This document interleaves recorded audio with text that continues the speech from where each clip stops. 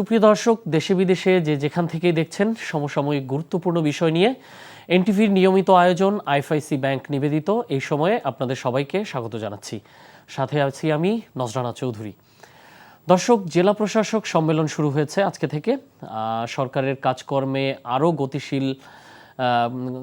গতিশীল করতে মাঠ প্রশাসনে দেয়া হবে প্রয়োজনীয় নির্দেশনা সরকারের পক্ষ থেকে। ভোটের মাধ্যমেই জনগণ সিদ্ধান্ত নেবে দেশের নেতৃত্ব কাদের হাতে থাকবে, বললেন বিএনপির ভারপ্রাপ্ত চেয়ারম্যান তারেক রহমান। আর বৈষম্য বিরোধী ছাত্র আন্দোলনের সমন্বয়ক সার্জিস আলম বলেছেন, নির্বাচনকে সামনে রেখে কেউ ক্ষমতার অপব্যবহারের চেষ্টা করলে দেশে আরেকটি গণবিপ্লব হবে। এসব বিষয় সহ আরও কিছু চলমান ঘটনা প্রবাহ নিয়ে আলোচনার জন্য আমরা আজকে দুজন অতিথিকে এনটিভির স্টুডিওতে আমন্ত্রণ জানিয়েছি। তারা হলেন গণফোরামের সাধারণ সম্পাদক ডক্টর মিজানুর রহমান এবং লেখক, সাংবাদিক ও কলামিস্ট মোস্তফা কামাল। আপনাদের দুজনকেই এনটিভিতে স্বাগত জানাচ্ছি। তো আমরা ডিসি সম্মেলন নিয়ে কথা বলছিলাম, জেলা প্রশাসক সম্মেলন নিয়ে, যেটি সকালবেলা উদ্বোধন হয়েছে এবং এরপর কয়েকটি মন্ত্রণালয়ের সাথে তাদের সেশন হয়েও গেছে। এরপর সন্ধ্যার পর আরেকটি আপডেট আছে যে প্রশাসন ক্যাডারদের যে সংগঠন আছে, বাংলাদেশ অ্যাডমিনিস্ট্রেটিভ সার্ভিস অ্যাসোসিয়েশন, তার একটি ডিনার প্রোগ্রাম ছিল। সেখানে প্রধান উপদেষ্টা যোগ দিয়ে দুর্নীতিকে বাংলাদেশের সবচেয়ে বড় সমস্যা হিসেবে চিহ্নিত করেছেন এবং তিনি বলেছেন যে বাংলাদেশের যত সম্ভাবনাই থাকুক না কেন, এটি যদি সমাধান না করা যায়, দূর না করা যায়, তাহলে কোনো কিছুই কাজে আসবে না। তো আমরা মোস্তফা কামাল, সাংবাদিক, আপনার কাছেই আসতে চাই যে ডিসি সম্মেলন যে শুরু হলো, প্রতি বছরই কিন্তু ঘটা করে ডিসি সম্মেলন হয়, 3-4 দিন ব্যাপী করা হয়। বাংলাদেশ থেকে সব ডিসিরা আসেন এবং বিভিন্ন মন্ত্রণালয় বিভাগের পক্ষ থেকে তাদেরকে ব্রিফ দেওয়া হয়। কিন্তু মানে এটি সরকারের সেবা আরও সহজীকরণের লক্ষ্যে। কিন্তু সেবা কি আসলে সহজীকরণ হয়, কি মনে করেন? ধন্যবাদ আপনাকে, খুব সাম্প্রতিক বিষয় সামনে এনেছেন। ডিসি সম্মেলন যেটা প্রতি বছর হয়, এবারও হয়েছে। তো এবার একটু ব্যতিক্রম হচ্ছে, এই সরকারের আমলে প্রথম ডিসি সম্মেলন এটা। তো আবার ডিসিরা অত্যন্ত প্রাসঙ্গিক, প্রশাসন প্রশ্ন প্রাসঙ্গিক, রাজনীতির প্রশ্ন প্রাসঙ্গিক। কয়েকদিন আগে যে এই প্রশাসন সংস্কার কমিশন থেকে যে রিপোর্টটা দেওয়া হয়েছে, খুব গুরুত্বপূর্ণ বিষয়, এটা আলোচিত বিষয়। ওখানে ডিসি নামের তর্জমা বদলের কিন্তু একটা তাগিদ দেওয়া হয়েছে। ডিসি অর্থ ডেপুটি কমিশনার, জেলা কমিশনার অথবা ডিস্ট্রিক্ট কমিশনার, কিন্তু অথবা ডিস্ট্রিক্ট কালেক্টর বলা যায়, কিন্তু তারা সেটার বাংলা তর্জমা করেন জেলা প্রশাসক। অর্থাৎ হচ্ছে শাসন করা, প্রশাসন করা তাদের একটা মোটামুটি অভ্যস্ত, তারা ওটাতে ওটা পছন্দ করেন তারা, আর শাসন করতে সবাই পছন্দ করেন। আর তারা যখন শাসক হয়ে যান, আর বাদ বাকিরা আমরা হয়ে গেলাম শাসিত, অর্থাৎ আমরা প্রজা। তো এই যে একটা মানসিকতা, সবাইকে প্রজা মনে করার, এই বিষয়ে অনেক দিন পরে আমাদের সংস্কার কমিশন একটা গুরুত্বপূর্ণ মতামত দিয়েছে বা প্রস্তাব দিয়েছে, নাম হবে জেলা কমিশনার। তো ওই ক্ষেত্রে জেলা প্রশাসকরা বা ডিসি সাহেবরা সেটাকে কিভাবে নেন আমরা আজকে পর্যন্ত পরিষ্কার হতে পারিনি। তবে তাদের মধ্যে অসন্তোষ আছে এই সংস্কার প্রস্তাব নিয়ে। তো নিষ্ঠুর বাস্তবতা হচ্ছে, আমরা খুব আদর করে সোহাগ করে সংস্কার বলছি, কিন্তু সংস্কার অনেকেরই অপছন্দ। একটা হচ্ছে প্রশাসন ক্যাডার থেকে এরই মধ্যে কিছুটা উষ্মা প্রকাশ করা হয়েছে।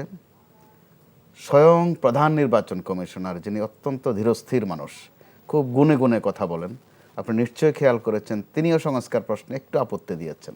বলেছেন যে যা প্রস্তাব করা হয়েছে সেটা যদি করা হয় ক্ষমতা খর্ব হবে, অর্থাৎ ক্ষমতাটা তারা চান, সেটা খর্ব হোক, ওটা চান না।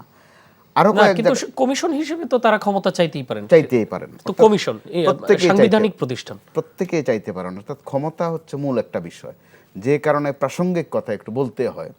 ক্ষমতা, শাসন, প্রশাসন, শাসক, প্রশাসক, এই শব্দগুলো অত্যন্ত আকর্ষণীয়, যেটার জেরে আমরা খেয়াল করছি গত কয়েকটা বিসিএসে, আপনি তথ্য আপনার কাছে থাকার কথা, first, second, third, fourth, fifth হচ্ছে মেডিকেলের স্টুডেন্ট অথবা বুয়েটের স্টুডেন্ট বা অন্য কোনো ইঞ্জিনিয়ারিং এর স্টুডেন্ট। উদ্দেশ্যটা কি? তারা যখন তাদের নিজস্ব ক্যাডারে বুয়েটের প্রাধান্য আগেও ছিল, কিন্তু রিসেন্টলি মেডিকেলের স্টুডেন্টরা বেশি এগিয়ে আসছে। ক্ষমতার তেজটা বুঝেছে, ক্ষমতার মর্তবাটা বুঝেছে, এবং ক্ষমতা কে না চায়। তারা হিসাব করে খুব ভালো করে দেখেছেন যে তারা ক্লাসে all throw first, second, third অথবা টপ 10-এর মধ্যেই থাকেন, কিন্তু যখন এই বিভক্তিতে ক্যাডার সার্ভিসভুক্ত হয়ে তারা যার যার ক্যাডারে যান, তখন দেখা যায় তাদের সিটটা হয় পেছনের টুলে। তারা চেনেন তাদের সামনে কারা বসেন, কারা নির্দেশ দেন, কারা শাসক হন, কারা প্রশাসক হন, ক্লাসে তার পজিশন কী ছিল, তারা কিন্তু অত্যন্ত ঘনিষ্ঠ। এ নিয়ে একসময় একটা তুমুল আন্দোলন হয়েছিল, স্মরণ করতে হয় আজকে যেহেতু প্রসঙ্গটা এসেছে। সেটা এরশাদ আমলের শেষ দিকে, 91 বিএনপির আমলের প্রথম 1-2 বছরও কিন্তু সেটা চলেছে। সেটাকে তারা বলতো প্রকৃতি। বুঝতেও আমাদের কষ্ট হতো যে প্রকৃতি আবার কি। প্রকৌশলী, কৃষিবিদ, চিকিৎসক, সাথে আরো 26টা ক্যাডার। একটা পর্যায়ে দেখা গেল যে তাদের আন্দোলন তুঙ্গে উঠলো। বিএনপি তখন ক্ষমতা ছিল, তাদেরকে কিছু দাবি দেওয়া মেনে নেবে একটা আশ্বাস দেওয়া হলো। কিন্তু পরবর্তীতে আমরা ট্রেজেডি যেটা দেখলাম, যে এই সামনের ফ্রন্টে যে লোকগুলো ছিলেন তাদের কয়েকজনকে বিএনপি নিয়ে নিয়েছে দলের মধ্যে, কয়েকজনকে আওয়ামী লীগ দলে নিয়ে নিয়েছে, অর্থাৎ প্রকৃতির আন্দোলন শেষ। এরপরে মাঝে মধ্যে সেটা একটু একটু সামনে এসেছে, আবার দমে গেছে। অনেক দিন পর আবার এই সংস্কার কমিশনের এখানে প্রসঙ্গটা এসেছে, যে কারণে প্রাসঙ্গিকভাবে প্রধান উপদেষ্টা কিন্তু একটা নির্দেশও দিয়েছেন যেন জনসেবার দিকে তাদের মানসিকতা থাকে। তো আমি যদি শাসক হই, একই সাথে আমি সেবক হতে পারি না, সংঘর্ষ করে শব্দ দুটা, কন্ট্রাডিক্ট করে। যতই বলি যে আমি সেবক, আমি প্রজাতন্ত্রের কর্মচারী, কিন্তু আমি তো বসে আছি শাসক হয়ে, মন মানসিকতায় আমি শাসক। তো এই ক্ষেত্রে যদি এবার সংস্কার প্রস্তাবে যেটা এসেছে, আর প্রস্তাব মানেই সিদ্ধান্ত নয়, সুপারিশ মানেই সিদ্ধান্ত নয়, মধ্যবর্তী কিছু একটা ব্যবস্থা অবশ্যই হতেও পারে এবার। যেহেতু এবার আমরা একটা পরিবর্তিত পরিস্থিতিতে আছি, সবাই নিশ্চয়ই উপলব্ধি করবেন যার যার জায়গা থেকে বিষয়টা। কিন্তু ওটা দিন শেষে সেটা নির্ভর করবে রাজনৈতিক সিদ্ধান্তের উপর, আমাদের রাজনৈতিক দলগুলো কি চায়। এর পরবর্তীতে আপনার যেটা প্রধান উপদেষ্টা দুটা বিষয় খুব শক্তভাবে অ্যাড্রেস করেছেন। একটা হচ্ছে তাদেরকে সেবক হতে বলেছেন, দ্বিতীয়টা তিনি বলেছেন যে এই সরকারের সাফল্য এবং ব্যর্থতা নির্ভর করবে আইন শৃঙ্খলা পরিস্থিতির উপর। তৃতীয় বাক্যে গিয়ে তিনি যেটা বলেছেন যে ওই ক্ষেত্রে বাজার পরিস্থিতি যেন জেলা প্রশাসকরা একটু মনিটর করেন, একটু তদারকি করেন। অর্থাৎ জেলা প্রশাসকদের অনেক দায়িত্ব যদি তারা কাজ করেন। এই ক্ষেত্রে সরকারের সফলতা ব্যর্থতার একটা ক্যারিশমা তাদের হাতে আছে, ডিসি সাহেবদের হাতে আছে, যথার্থই তিনি বলেছেন। কিন্তু এখানে আরও তো প্রশ্ন আসে, যেহেতু শাসক প্রশাসকের কথা আসছে, নানান দফা রফার কথা আসছে, সংস্কারের কথা আসছে, নির্বাচনের কথা আসছে, কিন্তু রাজনৈতিক দলগুলো থেকে আসার মতো বিষয় ছিল যে বাংলাদেশে 2014 অথবা 2018 অথবা 2024 যারা বিনা ভোটে নির্বাচন করে ফেললেন, অর্থাৎ মরা মানুষকেও ভোটের দিন একদিনের জন্য নিয়ে আসলেন দেশে, তারা ভোট দিয়ে চলে গেছে আবার কবরে। আবার যারা বিনা ভোটে 153 জন পাশ করে ফেললেন, দেশে সরকার গঠন করে ফেললেন, নির্বাচনের আগে সরকার গঠন। আবার যারা আমি ডামি স্বামী দিয়ে একটা নির্বাচন করলেন, ওখানে একটা বিশেষ অংশীজনে জেলা প্রশাসকরা, সাথে আবার এসপি সাহেবরা, নিচের দিকে ইউনো সাহেব থেকে ওসি সাহেব পর্যন্ত রাজনৈতিক দলগুলোর কারো কাছ থেকে এখন পর্যন্ত বিস্ময়কর বিষয় দাবি ওঠেনি যে 14, 18, 24 কারাই দায়িত্বে ছিলেন। তো কারাই দায়িত্বে ছিল ওইটা বের করতে কিন্তু কোনো সংস্কার কমিশন করা লাগে না, কোনো কমিটি গঠন করা লাগে না, বাটনে 2-3টা টিপ দিলে নামগুলো চলে আসে। তো ওই লোকগুলো কিন্তু তাদের বেশিরভাগই বিভিন্ন চেয়ারে বর্তমানে বিদ্যমান অবস্থায় আছেন, আরও ইজ্জতে শানে মানে আছেন, বেশ ক্ষমতা নিয়ে। তো বলা হয় যে নির্বাচন কবে হবে, কিন্তু একবারও বলা হয় না যে ওই সাহেবরা এখন কোথায়। এটা কিন্তু খেয়াল করবার মতো বিষয়, কোনো দল থেকে বলা হয় না যে ওনারা এখন কোথায়।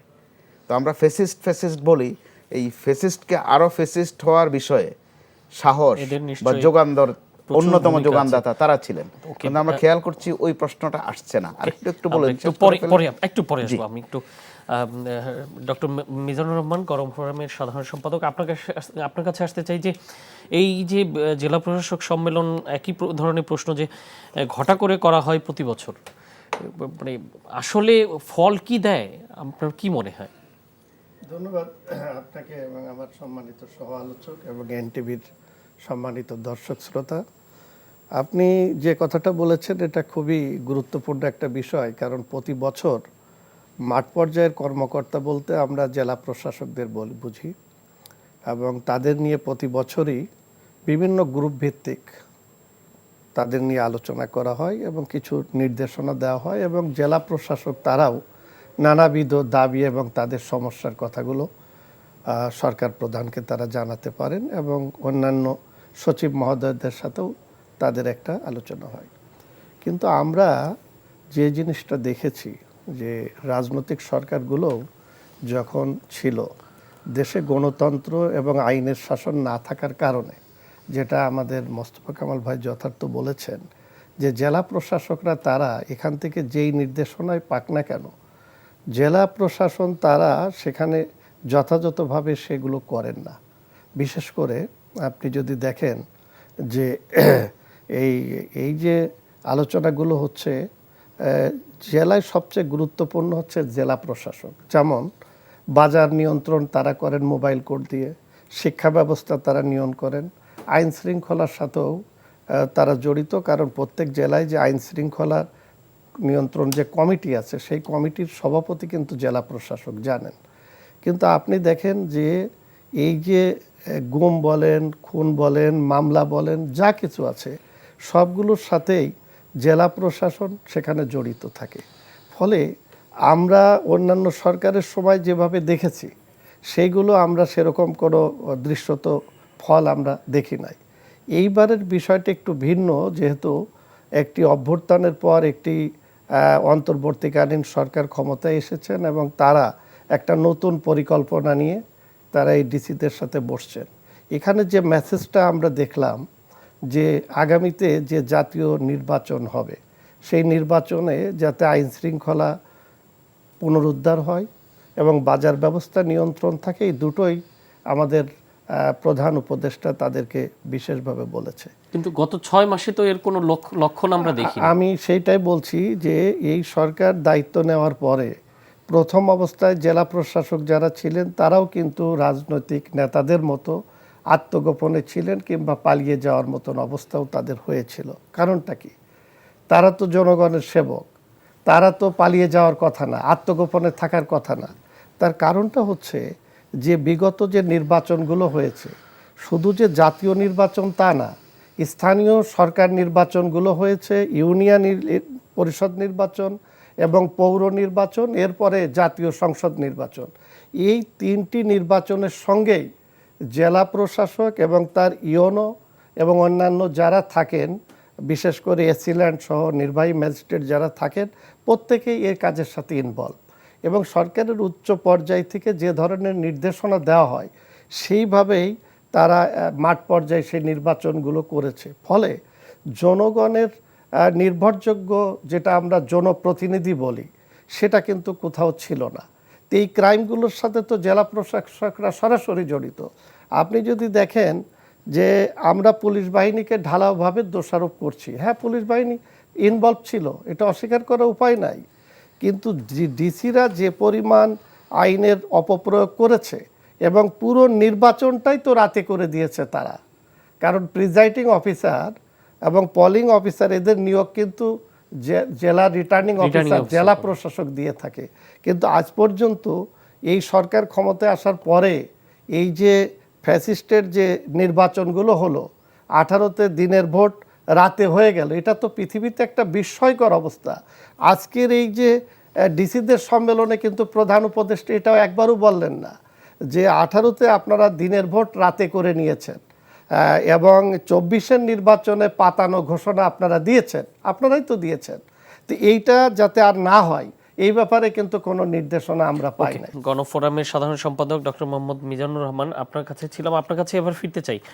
এই যে পাসপোর্ট পাওয়ার ক্ষেত্রে যে পুলিশ ভেরিফিকেশনের একটি বাধ্যবাধকতা ছিল, সেটি আজকে প্রধান উপদেষ্টা বলেছেন যে পাসপোর্ট পাওয়া বাংলাদেশের নাগরিকদের একটা মৌলিক অধিকার টাইপ, যে কোনো নাগরিক সে বাংলাদেশের পাসপোর্ট পাবে, তারপর তার কোনো অপরাধ থাকলে সেটা ডিফারেন্ট ইস্যু। তো এই জন্য উনি পাসপোর্টের ভেরিফিকেশন প্রথা উঠিয়ে দেওয়ার নির্দেশ দিয়েছেন এবং ঘোষণা দিয়েছেন। তো কি মনে হয় এতে নিশ্চয় এ নিয়ে কিন্তু এক ধরনের ছিল, যে এক ধরনের ফিডব্যাক ছিল যে প্রচুর হয়রানি হয় যারা পাসপোর্ট পেতে যায়, সেই ক্ষেত্রে কি হয়রানিটা কমবে বলে আপনার কি মনে হয়? আসলে যেটা হয়রানির কথা আসছে সেটা হচ্ছে যে আমাদের দেশের সব জায়গায় দুর্নীতিতে জর্জরিত ছিল। প্রতিটা কাজে, যে কারণে পুলিশের কাছে কোনো জিনিস যাওয়া মানেই সেখানে অর্থের বিনিময়ে হয়, এটা একটা প্রচলিত রেওয়াজ হয়ে দাঁড়িয়েছিল। কিন্তু বিষয়টা হলো এই যে একজন যদি পাসপোর্ট করে, পাসপোর্টটা কিন্তু দেশের বাইরে যাওয়ার জন্যে তার করার একটা মানে প্রক্রিয়া। তো এখন আমাদের এখানে সম্প্রতি যে ঘটনাগুলো ঘটেছে আমরা দেখেছি যে আমাদের দেশে লাখ লাখ রোহিঙ্গারা অবস্থান করতেছে এবং তারা বাঙালি পরিচয় দিয়ে বা বাংলাদেশি পরিচয় দিয়ে বিভিন্ন জায়গায় তারা ভোটার আইডি কার্ডও করেছে এবং তারা জন্ম নিবন্ধনও করেছে এবং তারা পাসপোর্টও করে বিদেশে যাওয়ার চেষ্টা করেছে, অনেকে চলে গেছে। এগুলো আমরা সরাসরি মিডিয়ার মাধ্যমে দেখেছি, তারা অনেকে গ্রেপ্তারও হয়েছে। এখন হঠাৎ করে যখন আপনি সহজ করার জন্য এই ঘোষণা দিয়ে দিলেন, তখন এই যে দুষ্কৃতকারী যারা ম্যান পাওয়ারের নামে, মানব পাচারের নামে একটা বড় সিন্ডিকেট বাংলাদেশে আছে, আমরা কিন্তু তাদেরকে ধরতে পারছি না। যেমন ধরেন এই যে ঘোষণাটা উনি দিলেন, এখন বলতে পারেন যে এখন স্মার্ট কার্ড হয়েছে, যখন পাসপোর্ট করতে যাবে স্মার্ট কার্ডে চেক করে যদি ইনি প্রকৃত হন তাহলে পারে তো ওনাকে পাসপোর্ট দিয়ে দিতে পারে, এটা ঠিক আছে। কিন্তু আমরা তো এটাও দেখেছি যে বিগত সময়ে একজনের নামেও একাধিক ভোটার আইডি কার্ড পাওয়া গেছে বা স্মার্ট কার্ড পাওয়া গেছে। আমরা এটাও দেখেছি যে বিদেশি নাগরিককে এই দেশে স্মার্ট কার্ড বা ভোটার আইডি কার্ড দেওয়া হয়েছে। তো এগুলো তো আমরা দেখেছি। কিন্তু পুলিশ ভেরিফিকেশন হলে যে জিনিসটা সহজ হয় সেটা হচ্ছে যে সরাসরি তার বাড়িতে যাওয়া যায় এবং যে দেখা যায় যে এই ব্যক্তিটা এই গ্রামে স্থায়ী বসবাস করে, ফিজিক্যালি ক্রস চেক করার একটা সুযোগ থাকে। এতে করে দেখা যাচ্ছে যে যে কেউ একটা ভুয়া বা মিথ্যা পাসপোর্ট করে দেশের সাথে বা বড় ধরনের ক্রাইম করার কোনো সুযোগ না পায় বাংলাদেশি পাসপোর্ট ব্যবহার করে। এই জন্য আমার মনে হয় যে এই কাজটি সঠিক হচ্ছে না, এটা আমার ব্যক্তিগত অভিমত।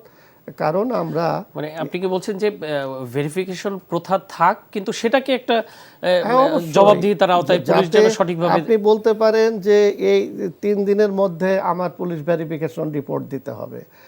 আমাদের তো এখন ডিজিটাল মানে পার করছি আমরা। আপনি বলেন যে 24 ঘন্টার মধ্যে দিতে হবে, যেমন অনেকের ইমার্জেন্সি পাসপোর্ট লাগে। এখন আমাদের ইমার্জেন্সি পাসপোর্ট করার জন্য ফি তো বেশি নেওয়া হয়, তা আপনি এখন তো সব কিছুই তো মেলে আপনি দিতে পারেন। দেওয়ার পরে এবং এই পাসপোর্টের যারা করে সেটা হলো পুলিশের স্পেশাল ব্রাঞ্চ, তারা করে থাকে। এটা তো রেগুলার পুলিশ যেটা থানা পুলিশ তারা তো করে না, এবং প্রত্যেক জেলায় তাদের একটা ব্রাঞ্চ আছে, ঢাকাতেও সিটিএসবি আছে। তো এটা তো একটা সহজীকরণ প্রক্রিয়া।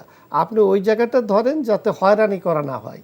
কিন্তু আমার ফিজিক্যাল চেক করলে যে উনি স্থায়ী নাগরিক কিনা, তার বাড়িঘর আছে কিনা, তার বাবা মা আছে কিনা, এই যে আমরা সরাসরি একটা মানে তার তথ্যপাত্রগুলো সঠিকভাবে সংগ্রহ করতে পারি, এই সুযোগটা থেকে আমরা বঞ্চিত হয়ে যাব। এতে করে রোহিঙ্গা সহ অন্যান্য যে সমস্ত অপরাধীরা, অন্য দেশের মানুষেরাও, প্রতিবেশীরাও, দেখা গেল যে ভারতে একটা লোক ক্রাইম করেছে, সে ভারতে পাসপোর্ট ব্যবহার করে কোথাও যেতে পারছে না, কিংবা রোহিঙ্গাদের মধ্যে তো আমাদের পাসপোর্ট গ্রহণ করার সুযোগ নেই। ওই ধরনের ব্যক্তিরা বাংলাদেশে অনুপ্রবেশ করে তারা সহজে পাসপোর্ট নিয়ে বাইরে যেতে পারে। এতে করে বহির্বিশ্বে বাংলাদেশের যে কোনো সময় তার মানে যে কোনো ধরনের সুনাম ক্ষুণ্ণ হতে পারে। এই জন্য আমি মনে করি যে পাসপোর্টের যে প্রক্রিয়া আছে সেটা আরও কিভাবে সহজীকরণ করা যায় এবং দুর্নীতি যাতে না হয়, মানুষ যাতে হয়রানি না হয়, সেই ব্যাপারে সরকারের পদক্ষেপ নেওয়াটাই যথার্থ বলে মনে করি। ধন্যবাদ আপনাকে। আমরাও সাংবাদিক মোস্তফা কামাল আপনার কাছেও এই বিষয়টা ছোট্ট করে একটু জানতে চাবো, পরবর্তী আমরা অন্য বিষয়ে যাব। মূল বিষয়টা হচ্ছে হয়রানি মুক্ত যেন হয়। তো হয়রানি মুক্ত হতে গেলে ওখানে আমি যেন দুর্নীতি না করি, আমার নিয়ত যেন গোলমাল না থাকে, মূল বিষয় হচ্ছে ওইটা। তো এখন আপনি আমি বা আমরা যারা গড়পড়তা মানুষ, তারা একটা নির্বাচন কমিশন অফিস নয়, শুধু ইউনিয়ন পরিষদে গেলেও আমরা কিন্তু একটা প্রত্যয়নপত্র আনতে বড় কষ্ট হয়। আর যখন একটা নাম সংশোধন করতে যাবেন আইডি কার্ডে, দেখবেন সামান্য মুহাম্মদের জন্য আপনি বছরের পর বছর ঘুরছেন। তো পাসপোর্টটা তো আরও একটু বড় বিষয়। তো ওখানে পাসপোর্ট করতে গেলে থানা পুলিশ থেকে শুরু করে এসবি পর্যন্ত পদে পদে একটা হয়রানি আছে। মূল বিষয় ছিল ওইটা। তো হয়রানিটা কে হয়? দেখা যায় যার পাওয়ার যৌক্তিকতা আছে। পাসপোর্ট কিন্তু খুব দামি জিনিস না, এটা মূলত একটা পরিচয়, একটা আইডেন্টিটি। তো এই আইডেন্টিটিটা করতে গেলে যারা সাধারণ মানুষ বা একটু নিরীহ, তারা হয়রানির শিকার হয় বেশি। আবার যারা দুষ্কৃতিকারী, তারা শুধু একটা পাসপোর্ট না, একাধিক পাসপোর্টও করতে পারে, তার কিন্তু কোথাও সমস্যা হচ্ছে না। এমনকি রোহিঙ্গা শিবিরের অনেকে বাংলাদেশি পাসপোর্ট করে মধ্যপ্রাচ্যে চাকরি করে, ব্যবসা বাণিজ্য করে, এই ধরনের রেকর্ডও আছে। তাহলে কি দাঁড়ালো অর্থটা? যে যদি আপনি গোলমাল থাকে আপনার পেতে সমস্যা হয় না, আর আপনি যদি সাবলীল হন তাহলে পেতে সমস্যা। সলিউশন দরকার ছিল ওখানে। তো এখন মাননীয় প্রধান উপদেষ্টা যে নির্দেশটা দিয়েছেন, পরিপূর্ণ বিষয় হচ্ছে এখানে একেবারে ছেড়ে দেয়া হয়েছে, ভেরিফিকেশন হবে না, বিষয়টা এরকম নয়। ওখানে প্রশাসনকে তদারকি করার কথা বলা আছে, আমি যতটুকু পড়েছি, অর্থাৎ সিভিল প্রশাসন। তো আবার পুলিশের দিক থেকে যেহেতু গোটা বাহিনীটা নিয়েই আমাদের এখনও সমালোচনার পর্বই শেষ হয়নি, যে কারণে তাদের হাতে যে কোনো কিছু দেয়াটাই এখনও মানুষের মধ্যে একটা ভয় রয়ে গেছে। পুলিশের অর্থ সেবক, আবার তারা তাদের বিউটি প্রকাশ করেন, বিশেষণ প্রকাশ করেন, জনগণের বন্ধু। তো এই বন্ধুদের বন্ধুত্ব যে কত গভীর, কত মিষ্টি, সেটা কিন্তু তারা গত 15-16 বছর একটু বেশি করে দেখিয়ে দিয়েছেন। যে কারণে পুলিশের হাতে যত দায়িত্ব আছে, যত ক্ষমতা আছে, প্রত্যেকটাকে আমাদের ভয় পেয়ে আমরা অভ্যস্ত হয়ে গেছি। আসলে সব পুলিশ খারাপ, সবাই বেনজির, সবাই হারুন, মোটেই তা নয়। কিন্তু ওই কলঙ্ক তাদের নিতে হচ্ছে, এটা হচ্ছে নিষ্ঠুর এক বাস্তবতা। তো অবশ্যই এটার মধ্যে একটা মধ্যপন্থা অবশ্যই থাকবে, অবশ্যই তদারকি থাকবে, অবশ্যই ভেরিফিকেশন থাকবে, তদন্ত না করে দেওয়া হবে না অবশ্যই। মানে টেনশনটা আসলে রোহিঙ্গাদের নিয়ে। জি, মূল টেনশনটা রোহিঙ্গাদেরকে নিয়ে এবং দুষ্কৃতিকারীদের নিয়ে, কারণ এগুলোর বিহিত হয়নি। আমাদের সংসদেও প্রশ্ন উঠেছিল, কারো কারো ডাবল পাসপোর্ট আছে কিন্তু সংসদ সদস্য হয়ে গেছেন, এগুলোর বিহিত করা যায়নি কখনো, উদ্ধারও করা যায়নি কখনো কখনো, তর্ক বিতর্ক হয়েছে, ফয়সালা আসেনি। জি, ধন্যবাদ। আমরা আরেকটা বিষয় যেতে চাই যে জনাব ডক্টর মোহাম্মদ মিজানুর রহমান, আপনি তো গতকালকে জাতীয় ঐকমত্য কমিশনের বৈঠকে ছিলেন। তো সেখানে বৈঠক শেষে আমরা একটা জিনিস খেয়াল করলাম যে দুপক্ষ হয়ে গেছে, জাতীয় নির্বাচন আগে না স্থানীয় নির্বাচন আগে, এরকম নিয়ে এক ধরনের দুই ভাগে ভাগ হয়ে গেছে।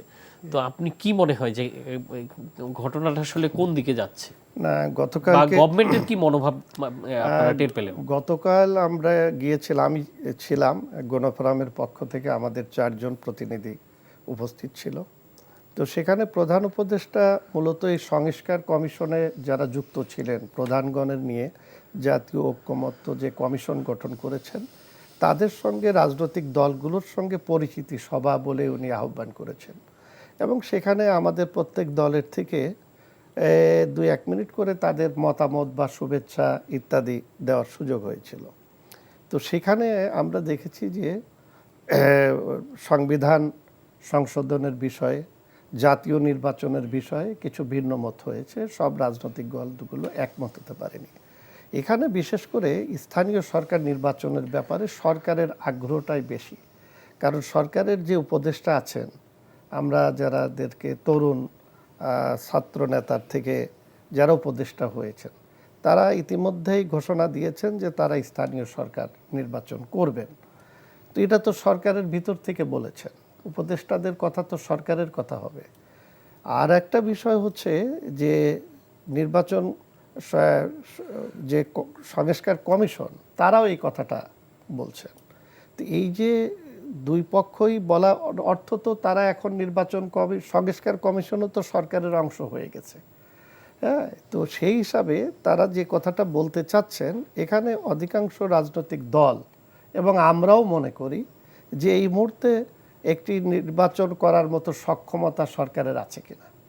কারণ আমরা ব্যক্তিগতভাবে মনে করি বা আমরা দলগতভাবেও মনে করছি, এটা এর আগেও যখন আমরা দেখা করেছি আমাদের গণফোরাম থেকে ডক্টর কামাল হোসেনের নেতৃত্বে, সেখানেও আমরা বলেছি যে এই দেশটাকে এখন নির্বাচনী ট্র্যাকে উঠিয়ে দেওয়া। কারণ এই অন্তর্বর্তীকালীন সরকার বিশেষ একটা প্রেক্ষাপটে এক দেশের একটা ভয়াবহ অবস্থার পার করে তারপরে তারা দায়িত্ব নিয়েছে, এবং আমরা সকল রাজনৈতিক দল, আপামর ছাত্র জনতা সবাই সমর্থন দিয়েছি।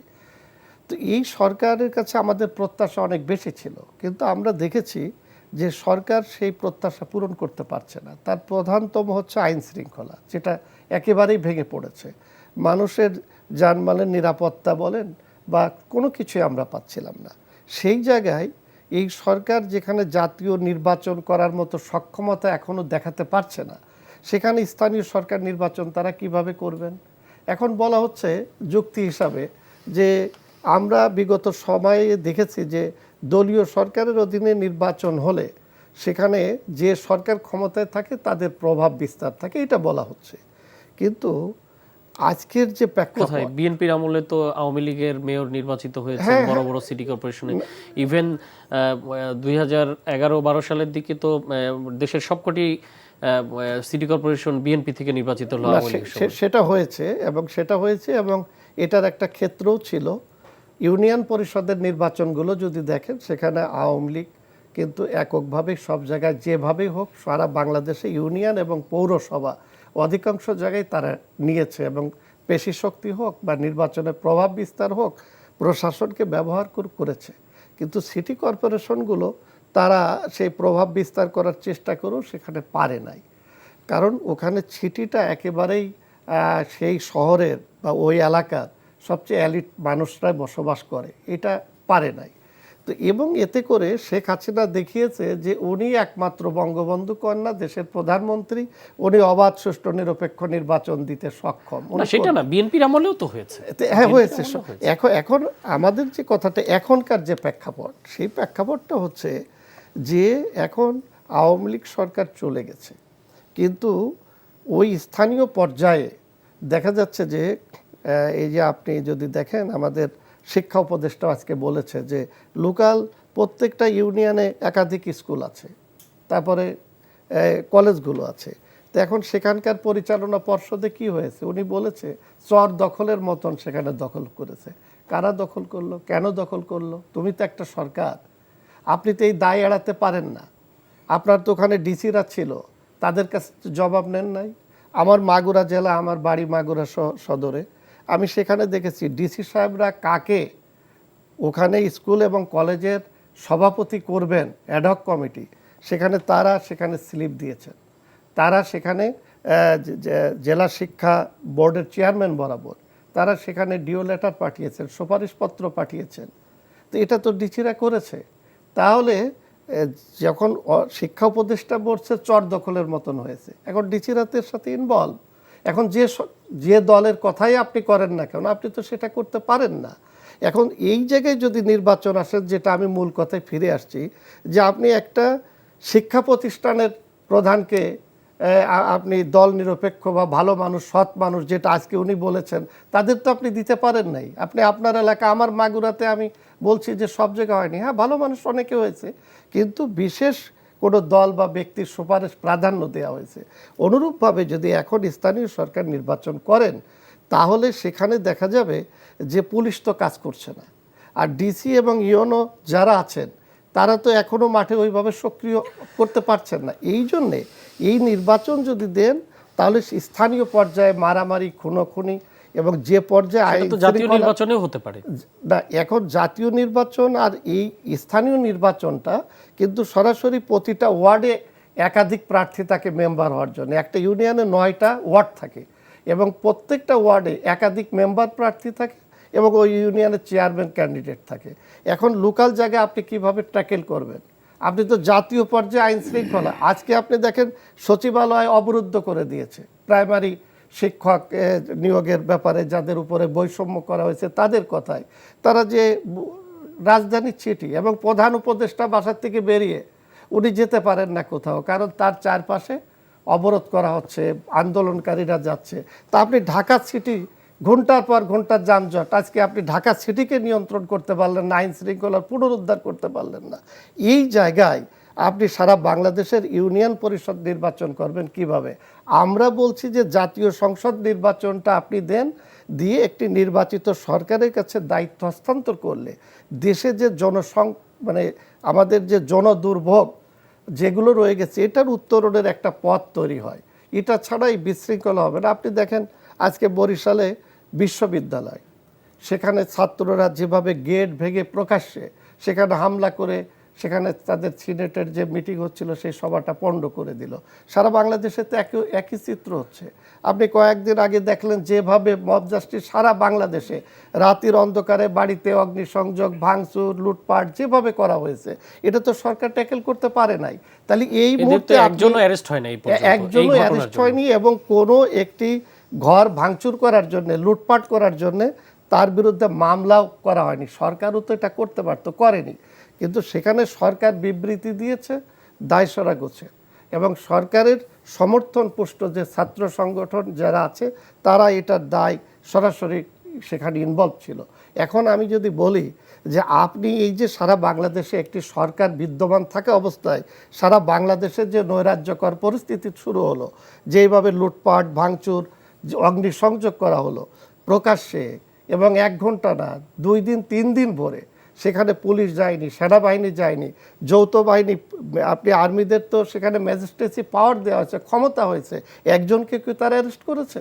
আপনি দেখেন ধানমন্ডির 32 নম্বরে আর্মি যে সেখানে ব্যাক করে চলে আসলো, এবং ছাত্ররা তো কয়েকজন। আমি আমাদের ছাত্র বন্ধুদের অনুরোধ করব এইটা বলে আজকের এই মানে আলোচনা থেকে, যে তারা কিন্তু জুলাই অভ্যুত্থানে সাহস নিয়ে, জীবন দিয়ে আমাদেরকে উদ্বুদ্ধ করেছে, এবং একটি ফ্যাসিস্ট সরকারকে উৎখাত করে গণতন্ত্র প্রতিষ্ঠার একটা সুবর্ণ সুযোগ একটি অভ্যুত্থানের মধ্য দিয়ে তৈরি করেছে।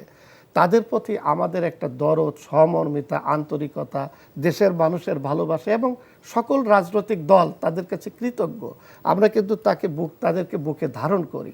কিন্তু তারা যখন সামনে যেয়ে যখন কাউকে উস্কে দিচ্ছে, এবং তাদের পিছনে আপনি ভিডিও ফুটেজগুলোতে দেখেন কারা কিভাবে স্লোগান দিচ্ছে, সেখানে নামাজ আদায় করতেছে এবং বলতেছে আমাদের চারপাশে ফেরেশতা, এগুলো তো ছাত্ররা না, তাহলে এরা কারা? এদের পিছনে তো আরেকটা গোষ্ঠী, তারা এই সরকারকে বিব্রত করা এবং বহির্বিশ্বে বাংলাদেশের ভাবমূর্তিকে ম্লান করা। এতে করে কি হচ্ছে, যে জাতীয় নির্বাচন বলেন, স্থানীয় সরকার নির্বাচন বলেন, যেটা আপনি প্রশ্ন করেছেন, আমাদের তো কোনোটাই করার এই সরকারের সক্ষমতা আছে বলে দেখছি না। এই জায়গায় মূল কথা হলো, বুঝতে পেরেছি যে আপনার বক্তব্য হলো যে অবশ্যই জাতীয় নির্বাচন অনুষ্ঠানের মাধ্যমে রাজনৈতিক সরকারের কাছে ক্ষমতা হস্তান্তর, দায়িত্ব হস্তান্তর করা, তাহলেই একটি নির্বাচিত সরকার যখন দায়িত্বে আসবে তখন দেশে এই অরাজকতাগুলো বন্ধ হবে। আরেকটা কথা আমি একটু পরে আসবো, আমরা একটু মোস্তফা কামাল আপনার কাছে আসতে চাই যে যেহেতু জাতীয় নির্বাচন, স্থানীয় নির্বাচন যার যার পক্ষে যুক্তি আছে, রাজনৈতিক পর্যাপ্ত যুক্তি আছে, তো স্থানীয় নির্বাচনের পক্ষেও যুক্তি আছে যে যেহেতু সাধারণ মানুষ, সাধারণ নাগরিক বিভিন্ন ধরনের সেবা গ্রহণ করে এই সমস্ত স্থানীয় সরকার প্রতিষ্ঠানের কাছ থেকে, সেই জায়গায় যেহেতু এখানে এখন একেবারে নির্বাচিত জনপ্রতিনিধি নাই, সে কারণে এক ধরনের সমস্যা তৈরি হচ্ছে, সে কারণেই এই নির্বাচনটি একটা দাবি আছে। কিন্তু আবার যেটি মিজানুর রহমান বললেন সেটির পক্ষেও আবার যুক্তি আছে। তো আপনার কি মনে হয়? বাস্তবতা হচ্ছে এখানে আমার মনে হওয়ার, যদিও ইউনিয়ন পরিষদ কিন্তু ভাঙা হয়নি, সেটি কিন্তু আছে। অর্থাৎ বাস্তবতা হচ্ছে যে পরিস্থিতিতে আমরা আছি, কথা বলার সময় আমরা মাঝে মধ্যে ভুলে যাই যে 15 বছর 7 মাস আমরা কোন পরিস্থিতিতে ছিলাম, ওখান থেকে কিভাবে উত্তরণ ঘটলো। তো উত্তরণ ঘটে আবার আমরা যে পরিস্থিতিতে আছি এখন, এই পরিস্থিতিতে জাতীয় নির্বাচন হোক আর স্থানীয় নির্বাচন হোক আর কাউরান বাজার আড়তদার সমিতির নির্বাচন হোক, খুনাখুনি হতে সময় লাগবে না, যদি মন মানসিকতা, চিন্তার জগৎ এই জায়গায় থাকে। দুষ্ট লোকের অভাব হবে না। যথারীতি এরই মধ্যে আমাদের ডেভিল হান্ট চলছে। ডেভিল শুনতে একটু আদরের জিনিসে মনে হয়, আসলে বাংলা অর্থ শয়তান। তো শয়তান বড় শয়তান আর ছোট শয়তান, জাতীয় শয়তান আর স্থানীয় শয়তান, শয়তান সব জায়গাতে আছে। শয়তান ভাগ করা বড় বিপজ্জনক, যে কোনটা বড় শয়তান কোনটা ছোট শয়তান। তো আমরা যদি আমাদের ওই বাস্তবতা উপলব্ধি না করি যে কোথায় ছিলাম, কোথায় আসলাম, বা এরকম সুযোগ আমরা আর পাবো কি না কখনো, সবার জন্যই কিন্তু একটা সুযোগ। তো এই সুযোগকে যদি আমরা দুর্যোগের দিকে আবার ঠেলে দেই, এরই মধ্যে কিন্তু স্লোগান আসে মাঝে মধ্যে যে আরেকটি বিপ্লব করতে হবে। শুনতে ভালো, মঞ্চে ভালো।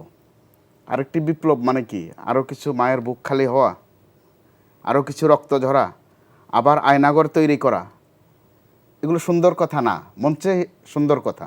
তো যারা ছাত্ররা যারা আছে তারা এটা সত্য কথা, এরই মধ্যে তারা তাদের আগের আদর স্নেহ সোহাগটা অনেক হারিয়ে ফেলেছে। আবার তারা যে বিপ্লব ঘটিয়েছে নিরস্ত্রভাবে, কেন আদর সোহাগ সেটি হারালো কেন? কি কি দেখে মনে হলো আপনার? এরই মধ্যে আমার সহ আলোচকের কথায় কিন্তু অনেকটা স্পষ্ট যে আগের মতো স্নেহটা নাই।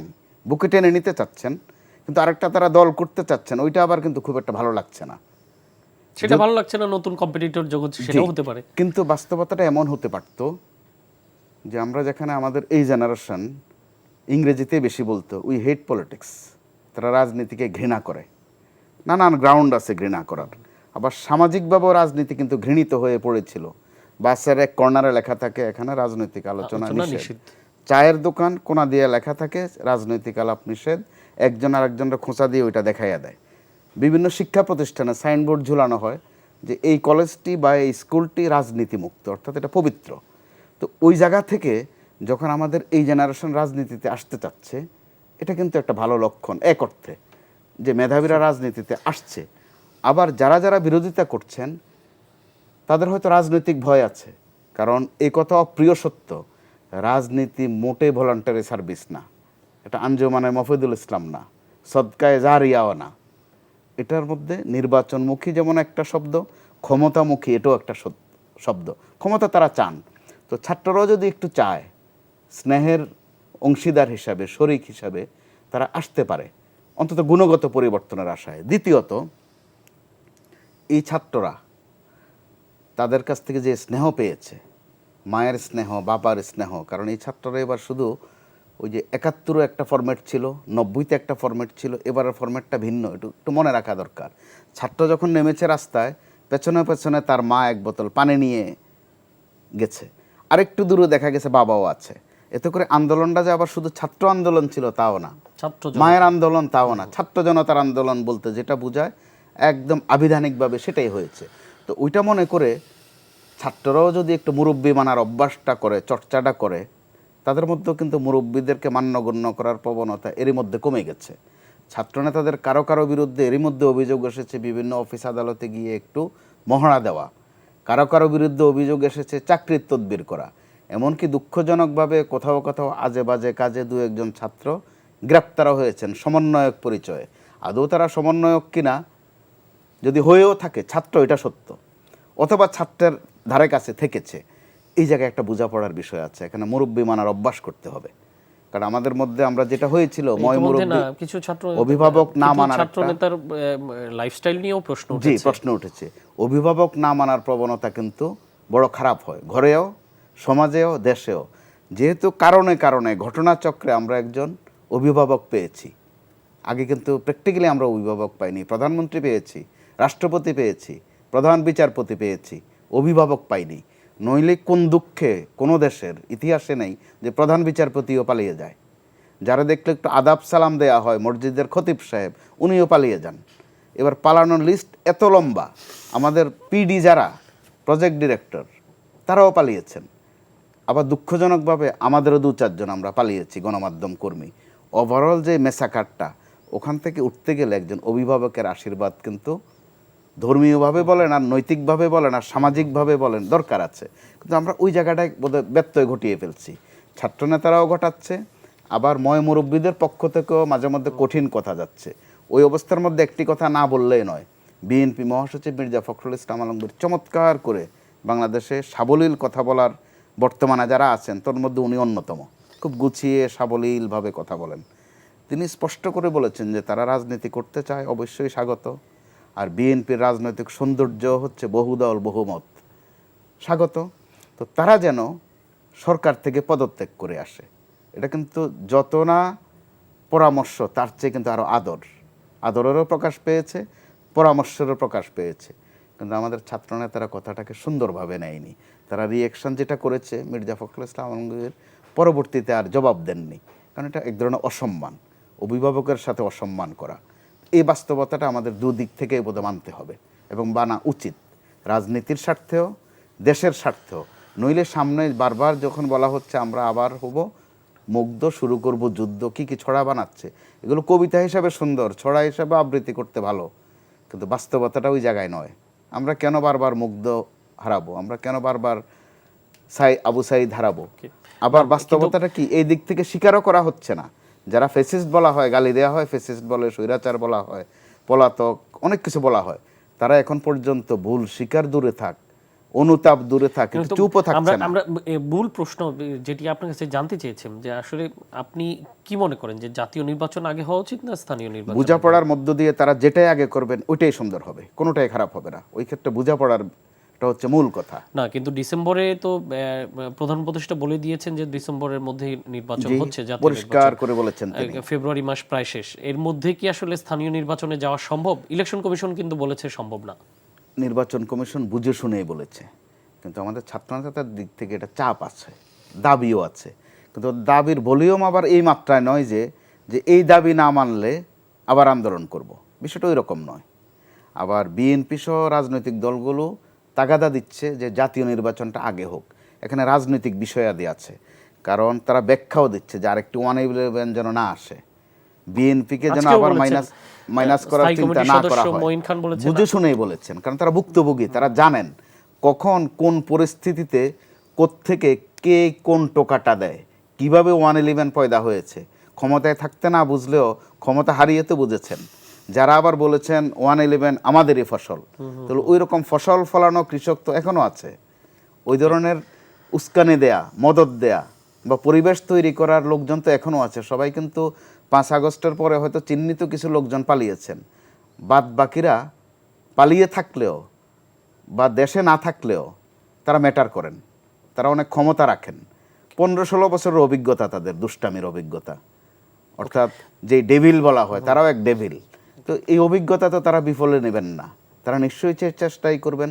আর বিএনপি এত বড় রাজনৈতিক দল, তারা তথ্য ছাড়া কথা বলেন এটা মনে করার কোনো কারণ নেই। তারা অবশ্যই বুঝে শুনে বলছেন যে যেন বিরাজনীতিকরণের চিন্তা করা না হয়। কোন পরিস্থিতিতে গেলে তারা এই সতর্কবাণী উচ্চারণ করেন, তাও সেটা মনে করিয়ে দিচ্ছেন। তারা কিন্তু বলছেন না যে এই নিয়ে কোনো, বলছেন সংগ্রাম চলবে, রাজনীতিতে সংগ্রাম একটা অনেকটাই আপেক্ষিক কথা, সংগ্রাম মানে মারদাঙ্গা নয়, অর্থাৎ তারা একটা চাপে রাখতে চাচ্ছেন, সেটা মূল কথা। ধন্যবাদ। আমরা অন্য একটা বিষয়ে যেতে চাই।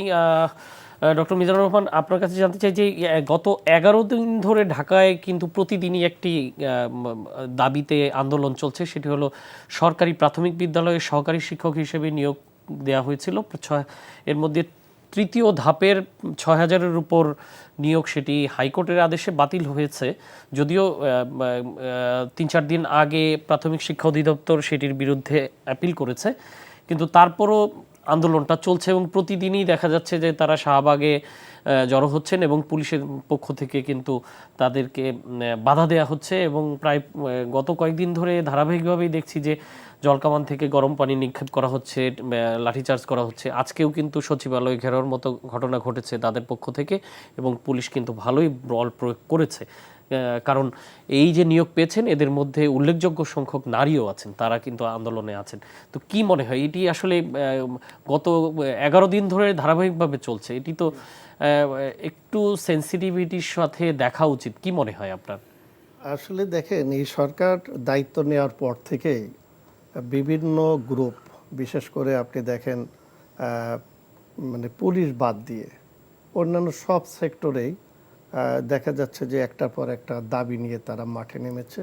না, কিন্তু কিছু আমি জাস্ট একটু যোগ করতে চাই, কিছু অযৌক্তিক দাবির পক্ষেও কিন্তু দেখেছি যে আমাদের ছাত্র সমন্বয়করা কিন্তু সমর্থন দিয়েছেন। কিন্তু এরকম একটা মানবিক দাবি যে তারা পরীক্ষা দিয়ে পাশ করেছেন, প্রথম 2 ধাপে নিয়োগ হয়ে গেছে, একই সার্কুলারের 2 ধাপ নিয়োগ হয়ে গেছে, তারা কাজ করছেন, সরকারের বেতন পাচ্ছেন, কিন্তু এই ধাপের নিয়োগটা হঠাৎ করে বাতিল করা হলো। এদের পক্ষে কেউ দাঁড়াচ্ছেন। আমি এই জায়গাটা একটা জিনিস বলছি যে বিশেষ করে এর আগে যে এই যে আন্দোলনে দেখবেন অযৌক্তিক অনেক দাবি, যেটা বললেন ওইটাই বলতে চাচ্ছিলাম, যে ছাত্ররা এর মধ্যে যে নেগোসিয়েট করার জন্য তারা গিয়েছে এবং শুরুর থেকেই তারা যে বলছে তোমাদের কি হয়েছে আমরা শুনছি, এই যে তারা মেনে নিচ্ছে, এর ফলে একটা প্রবণতা দাঁড়িয়েছে যে সচিবালয়ের সামনে দাঁড়ালে আমার কখন দেখা হবে ছাত্র নেতাদের সাথে। এই থেকেই আন্দোলনের একটা সূত্রপাত তৈরি হয়েছে এবং কোনো কোনো ক্ষেত্রে তারা সরকারের দিকে না তাকিয়ে ছাত্র নেতাদের দিকে তাকিয়েছে যে সমন্বয়করা কখন আসবে। আপনি যদি লক্ষ্য করেন যে অতীতে কিছুদিনে এরকম ঘটনা ঘটছে এবং যারা নাগরিক কমিটি করেছে তারা বা সমন্বয়ক বৈষম্য বিরোধী ছাত্র আন্দোলনের তারাও সেখানে গিয়েছে। ইভেন কিছুদিন আগে আপনি যদি দেখেন যে একজন উপদেষ্টা আমাদের ছাত্র নেতাদের থেকে হয়েছে, ওনারাও গিয়েছেন সচিবালয়ের সামনে। তো এই প্রেক্ষিতে তারা মনে করছে যে আমাদের এরকম যাওয়া দরকার।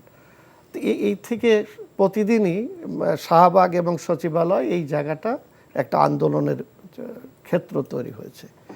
এখন এইটার জায়গায় সরকারকে পদক্ষেপ নেওয়ার যে প্রবণতা সেটা আমরা খুব কম দেখি। এখন সেই জায়গায় যে প্রাইমারি স্কুলের যে নিয়োগ যেগুলো হয় সেটা আমরা জানি যে একটা প্রক্রিয়ার মধ্য দিয়ে হয়।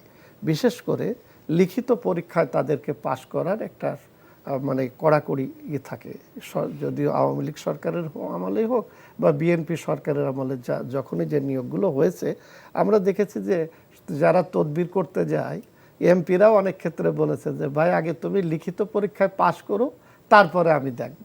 এরপরে ডিসি সাহেবদের কাছে বলে যে আমার এই ক্যান্ডিডেট আছে। ডিসি সাহেবরাও কিন্তু তাদের ওই যে ভাইবা বোর্ডে একটা নির্দিষ্ট মার্ক থাকে যে 10 নম্বর কি 20 নাম্বার, যদি সে লিখিত পরীক্ষায় ওই পরিমাণ মার্ক যদি না পেয়ে থাকে তাহলে ওখানে 20 দিলেও তো তার কভার করে না। সুতরাং লিখিত পরীক্ষায় উত্তীর্ণ হওয়ার পরেই তারা কিন্তু এই নিয়োগগুলোতে আসছে।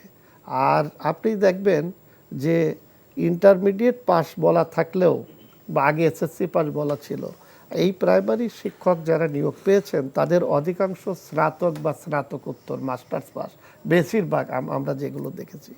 এখন এদেরকে আপনি নিয়োগ দিলেন, তারা চাকরিতে গেল, তারা বেতনও পাচ্ছে, আবার হঠাৎ করে তাদের নিয়োগ বাতিল করলেন। এর আগেও তো অনেকগুলো করা হয়েছে এরকম।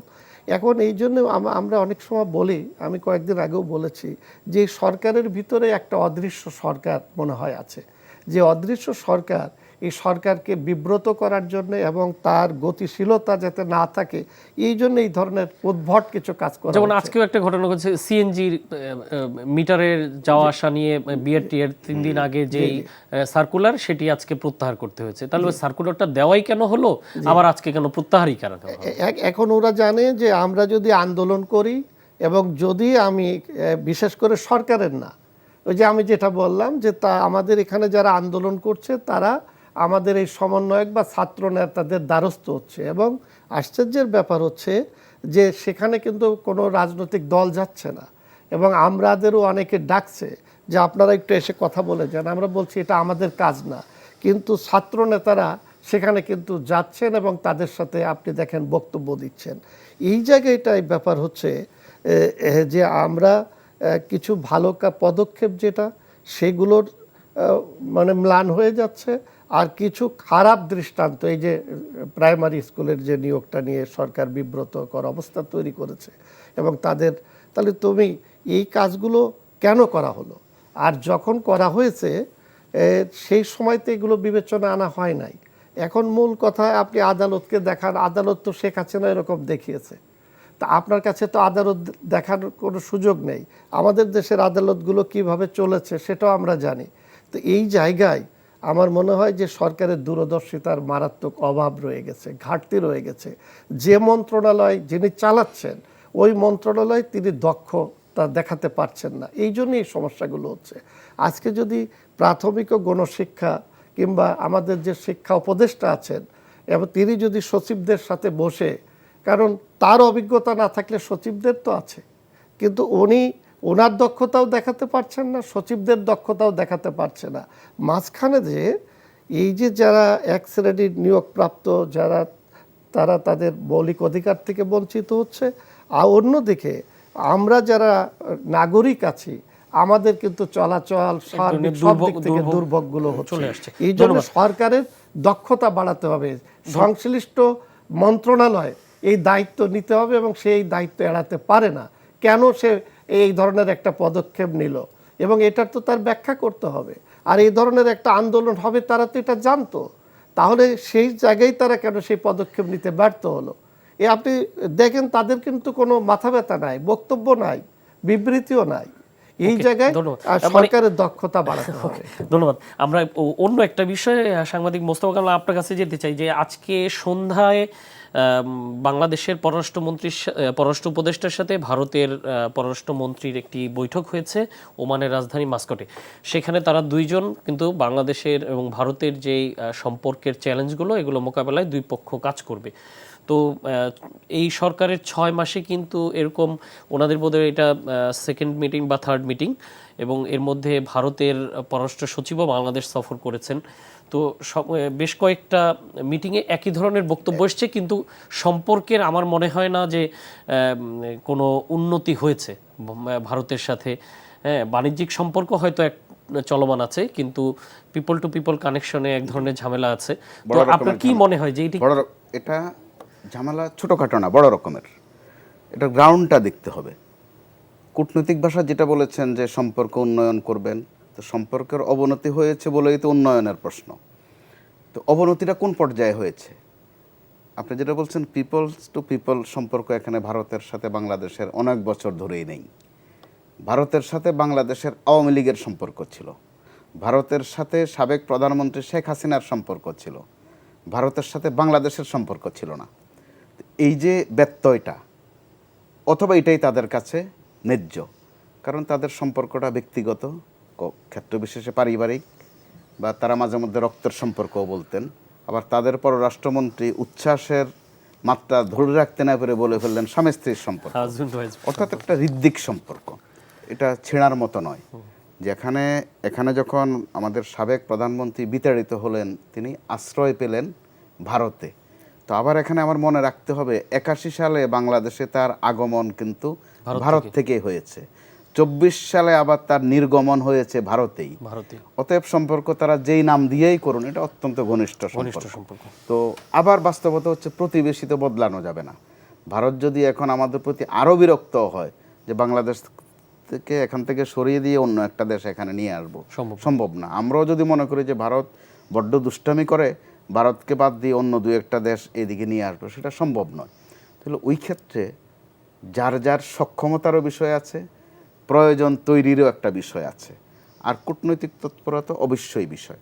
তো একসময় শেখ হাসিনা যখন ভারতে ছিলেন বলে বাংলাদেশের সাথে সম্পর্ক ছিল না, তা কিন্তু নয়।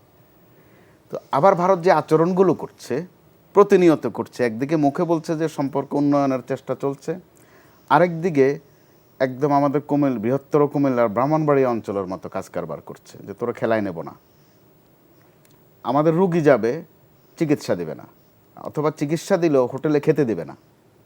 এগুলো কিন্তু একদম কোনো কূটনীতির ধারে কাছেও পড়ে না। আবার সীমান্তে অবিরাম ডিস্টার্ব করছে, প্রতিনিয়ত করছে, পানি ছেড়ে দিচ্ছে, পানি আটকে দিচ্ছে, যত ধরনের হয়রানি করা যায় সবই করছে। তো এই ক্ষেত্রে ভারতকেও মনে হয় উপলব্ধি করাতে হবে, বাংলাদেশেরও অবশ্যই দায়িত্ব আছে, যে ভারতের 3 কিনারে ওরাও অন্য যারা আছে কেউ ভারতের সাথে এখন নেই। এখন 4র্থ কিনারে বাংলাদেশ, ওটাও যদি নাই হয়ে যায়, তাহলে ভারতের পরিণতি ভবিষ্যতে কোথায় গিয়ে দাঁড়াতে পারে, এটা আন্তর্জাতিক অঙ্গনে আলোচনা হচ্ছে। বাংলাদেশেরও নিশ্চয়ই ওই ক্ষেত্রে ক্যাপাবিলিটি শো করার বিষয় আছে, সেই সাথে দুতিয়ালিতে অবশ্যই চলবে। ধন্যবাদ। আমাদের হাতে সময় নিয়ে আমরা শেষ করবো আজকে, পরবর্তীতে নিশ্চয়ই নতুন কোনো বিষয় নিয়ে আরও আলোচনা হবে। ধন্যবাদ আপনাদের। প্রিয় দর্শক, এই ছিল আজকের আইএফআইসি ব্যাংক নিবেদিত এই সময়ের আয়োজন। শীতের পরে তাপমাত্রা বাড়ছে, ঠান্ডা গরমের মাঝামাঝি অবস্থায় শিশু এবং বৃদ্ধদের অসুস্থ হওয়ার প্রবণতা বৃদ্ধি পায়।